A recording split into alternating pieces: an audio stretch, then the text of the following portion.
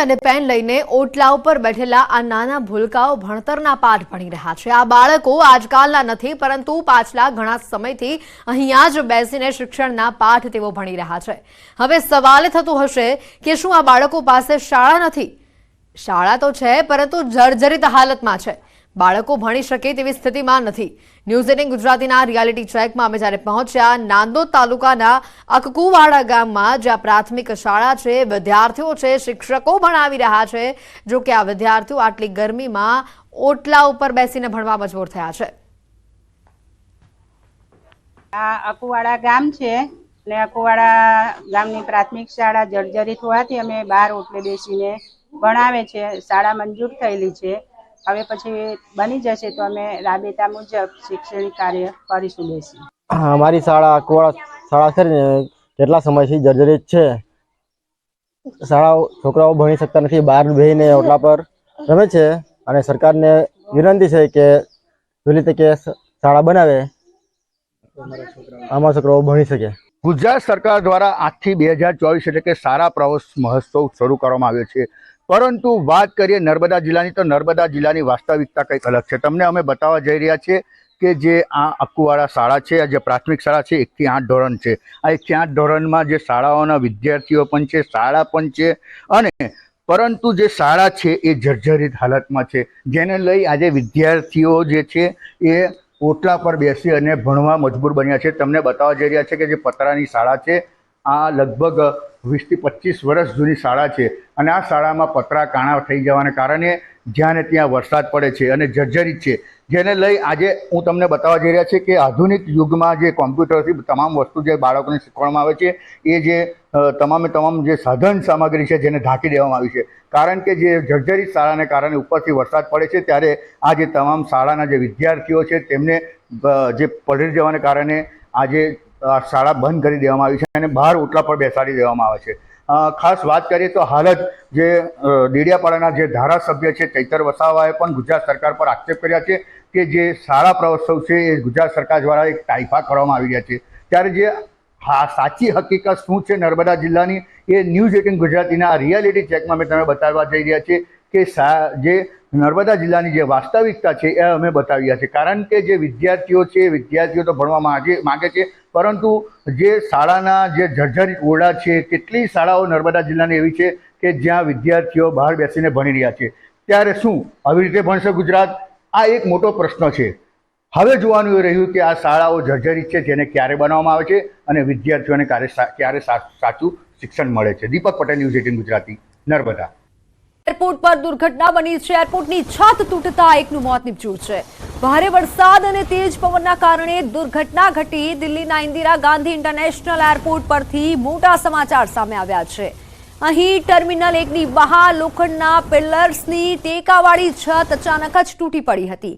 અકસ્માતમાં છતને ટેકો આપવા માટે વપરાતું ભારે લોખંડ ટર્મિનલની બહાર પાર્ક કરાયેલા અનેક ખાનગી વાહનો અને ટેક્સીઓ પર પડ્યું હતું। આ અકસ્માતમાં અત્યાર સુધીમાં 3 લોકો ઘાયલ થયા છે। એક વ્યક્તિનું મોત નીપજ્યું છે। ત્રણેય ઘાયલોને સારવાર માટે નજીકની હોસ્પિટલમાં દાખલ કરવામાં આવ્યા છે, અને તે જ સમયે CIFS, દિલ્હી પોલીસ અને ફાયર વિભાગના જવાનો ઘટના સ્થળે રાહત અને બચાવ કાર્યમાં લાગેલા હતા। ભારે વરસાદ અને તેજ પવનના કારણે આ દુર્ઘટના બની છે। દિલ્હી એરપોર્ટ પર આ મોટી દુર્ઘટના સર્જાઈ છે। એરપોર્ટની છત તૂટી જતા એક વ્યક્તિનું મોત નીપજ્યું છે, 2 લોકો ઘાયલ થયા છે। જ્યાં ખાનગી વાહનો પડ્યા હતા ત્યાં આ છત પડી હતી। હાલ તો ફાયરના જવાનો પણ ઘટનાસ્થળ પર પહોંચ્યા છે। CRPFના જવાનો પણ મદદ માટે આવી પહોંચ્યા છે અને મદદ પહોંચાડાઈ રહી છે। અન્ય મહત્વના સમાચાર, ધોધમાર વરસાદથી દિલ્હીના હાલ બેહાલ થયા છે। દિલ્હીમાં ભારે વરસાદ બાદ તારાજી સર્જાઈ છે। કેટલાક વિસ્તારો પાણીમાં ગરકાવ થયા છે। જળભરાવની સ્થિતિમાં વાહનો ડૂબ્યા છે। રસ્તાઓ ફેરવાયા છે બેટમાં। વહેલી સવારથી દિલ્હી, નોઈડા, ગાઝિયાબાદ સહિત સમગ્ર NCRમાં ભારે વરસાદ થઈ રહ્યો છે। શુક્રવારે સવારે જ્યારે દિલ્હીના લોકો જાગ્યા તો તેમણે રસ્તા પર પૂર જેવી સ્થિતિ દેખાઈ। દિલ્હી NCRમાં ભારે વરસાદના કારણે રસ્તા પર ઘૂંટણ સુધી પાણી ભરાયા છે। ટ્રેનો ડૂબી રહી છે। હવે કેટલીક જગ્યાએ ટ્રાફિકની સમસ્યા પણ જોવા મળી રહી છે।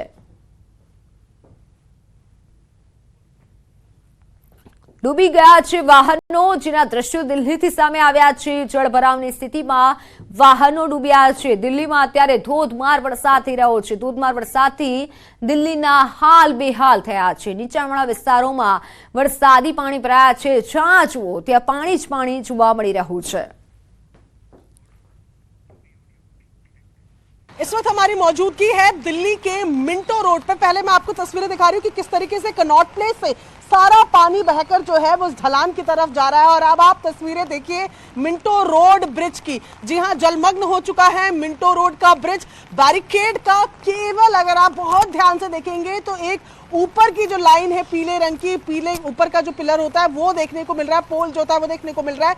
इसके अलावा सब कुछ डूब गया है। पीछे जो आपको डार्क ऑरेंज कलर में दिख रहा है वो एक छोटा ट्रक है, ये दूध का कंटेनर है जो इसमें डूब चुका है।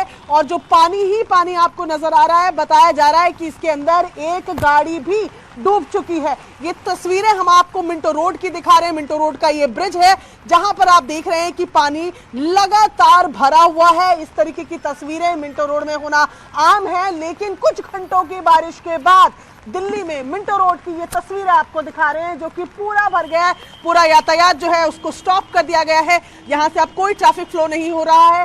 एक साइकिल, एक कार, एक छोटा कंटेनर, एक जो छोटा ट्रक है वो इसके अंदर फिलहाल डूबे हुए नजर आ रहे हैं। कैमरा पर्सन जयपाल रावत के साथ प्रियंका कांडपाल, न्यूज़ 18 इंडिया, दिल्ली। તો રાજસ્થાનના ઘણા ભાગોમાં ભારે વરસાદ થઈ રહ્યો છે। રાજ્યના રાજસમંદ જિલ્લામાં જોરદાર વરસાદથી ઘણા ભાગોમાં પાણી ભરાવાની સમસ્યા ઊભી થઈ। બપોર બાદ તેજ પવન અને ગાજવીજ સાથે વરસાદ પડ્યો હતો। તેજ પવન ફૂંકાઈ રહ્યો છે રાજસ્થાનમાં પણ અત્યારે ભારે વરસાદથી અલગ અલગ જિલ્લાઓમાં વરસાદ થઈ રહ્યો છે। પાડોશી રાજ્ય રાજસ્થાનમાં વરસાદી માહોલ યથાવત છે। રાજસમંદમાં ભારે વરસાદના કારણે વાહનો ડૂબ્યા હતા। નીચાણવાળા વિસ્તારોમાં વરસાદી પાણી ભરાયા હતા। લોકોના હાલ બેહાલ થયા છે।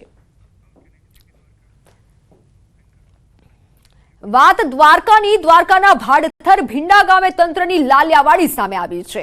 ભાડથર ભીંડા ગામને જોડતા માર્ગનું કામ પૂર્ણ ન થતા ચોમાસામાં લોકો પરેશાન થયા છે। ભાડથર ભીંડા ગામને જોડતા સીસી રોડનું કામ અધૂરું હોવાથી ચોમાસામાં લોકોને અવરજવરમાં ભારે હાલાકીનો સામનો કરવો પડ્યો। રસ્તા વચ્ચે વરસાદી પાણી ભરાતા લોકોને અવરજવરમાં હાલાકી પડી। ચોમાસા પહેલા કામગીરી પૂર્ણ ના થતા આખરે લોકોને હાલાકી ભોગવવી પડી રહી છે। દ્વારકાના કલ્યાણપુરના ગામોમાં પ્રથમ વરસાદમાં જ વીજ તંત્રની પોલ ખુલ્લી પડી છે। પીજીવીસીએલની કામગીરી સામે ગ્રામજનો રોષે ભરાયા છે। કલ્યાણપુર તાલુકાના અનેક ગામોમાં વીજળી ગુલ થતા લોકોને ભારે હાલાકી પડી। સીમ વિસ્તાર અને ગ્રામ્ય વિસ્તારોમાં વીજળી ગુલ થઈ હતી। 4 દિવસથી વીજળી વિના લોકોને હાલાકી પડતા કલ્યાણપુર પીજીવીસીએલ કચેરીએ રજૂઆત માટે લોકો પહોંચ્યા હતા। તાલુકા ભાજપ પ્રમુખ, સરપંચ અને આગેવાનોએ રજૂઆત કરી। પાનેલી, બાકોડી, ભાટવડિયા સહિતના ગામોમાં હાલાકી પડી રહી છે। સતત 4 દિવસ થયા 2 છાંટા વરસાદ ના પડે અને પરબારી લાઇટ વહી જાય છે। 4 દિવસથી લાઇટ નથી। ધીમે ધીમે વરસાદ ચાલુ છે।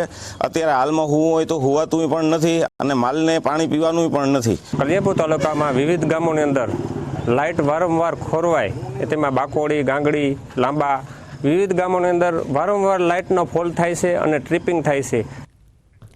તો બનાસકાંઠા જિલ્લામાં છેલ્લા 3 દિવસથી અવિરત રીતે વરસાદ થઈ રહ્યો છે અને જો કે વરસાદ થતા પોલીસની કામગીરી પ્રશંસનીય રહી છે। ચાલુ વરસાદમાં પણ પોલીસ પોતાની નિષ્ઠાપૂર્વક ફરજ બજાવી રહી છે। અમીરગઢ ચેકપોસ્ટ પર વાહનોની ચેકિંગની કામગીરી થઈ રહી છે। અહીંથી પસાર થતા તમામ રાજસ્થાનથી આવતા વાહનોને ચેકિંગ છે તે હાથ ધરાયું છે। જો કે રાજસ્થાનથી આવતા તમામ વાહનોમાં ક્યાંક ને ક્યાંક હથિયારો તેમજ માદક પદાર્થો ગુજરાતમાં ન પ્રવેશે તે માટે પોલીસે સતત ચેકિંગ હાથ ધરી રહ્યું છે। અત્યારે અમે છીએ રાજસ્થાન અને ગુજરાતને જોડતી સરહદ અમીરગઢ ચેકપોસ્ટ ઉપર। અત્યારે આપ જોઈ શકો છો કે ચાલુ વરસાદે પણ પોલીસ પોતાની ડ્યુટી નિભાઈ રહી છે અને પોલીસ દ્વારા અત્યારે સઘન ચેકિંગ હાથ ધરવામાં આવ્યું છે। હવામાન વિભાગની જે આગાહી આપવામાં આવી હતી તેને લઈને અત્યારે વરસાદ શરૂ થયો છે અને વરસાદ શરૂ થતાની સાથે જ અત્યારે પોલીસ પણ એક્શનમાં જોવા મળી રહી છે અને પોલીસ દ્વારા જે છે અત્યારે ચેકિંગ અત્યારે હાથ ધરવામાં આવ્યું છે। રાજસ્થાન તરફથી જે ગાડીઓ ગુજરાતમાં આવે છે તે તમામ ગાડીઓને પોલીસ દ્વારા ચેક કરવામાં આવી રહી છે અને તે બાદ જ ગુજરાતમાં પ્રવેશ આપવામાં આવી રહ્યો છે. ચાલુ વરસાદે પણ પોલીસ પોતાની ડ્યુટી નિભાવી રહી છે. હવામાન વિભાગ દ્વારા જે આગાહી આપવામાં આવી હતી કે ભારે વરસાદ બનાસકાંઠામાં થવાનો છે, તેને લઈને અત્યારે પોલીસ દ્વારા ચેકિંગ હાથ ધરવામાં આવ્યું છે. આપ દ્રશ્યમાં જોઈ શકો છો કે પોલીસ દ્વારા અત્યારે જે ગાડીઓ આવી રહી છે રાજસ્થાન તરફથી તેને ચેક કરવામાં આવી રહી છે. ચેક કર્યા બાદ જ તેને ગુજરાતમાં જે છે તે પ્રવેશ આપવામાં આવી રહ્યો છે. આપણે બીજા પણ દ્રશ્ય બતાવીશ કે અન્ય ગાડીઓ પણ અત્યારે આવી રહી છે, તે ગાડીઓને પણ પોલીસ ચેક કરી રહી છે. પોલીસ ચેક કર્યા બાદ જ જે છે તે ગુજરાતમાં પ્રવેશ આપવામાં આવી રહ્યો છે. કિશોર તુવર, ન્યૂઝ 18 ગુજરાતી, બનાસકાંઠા.